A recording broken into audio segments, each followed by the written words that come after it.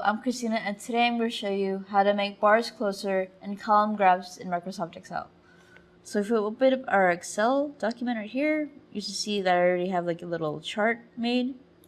And if you actually click on one of the bars, it should show you some little circles around it, so it shows that it's selected. Then you can right-click on it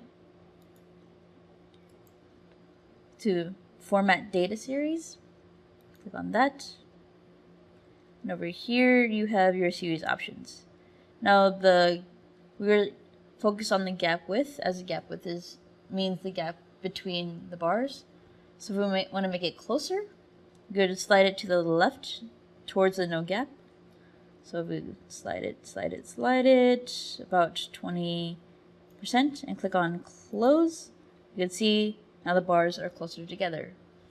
And if you want to do the opposite, just right click on it again, click on format data series, gap width for a larger gap.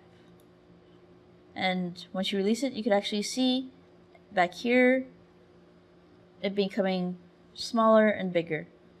So that is how you make bars closer together in column charts in Microsoft Excel.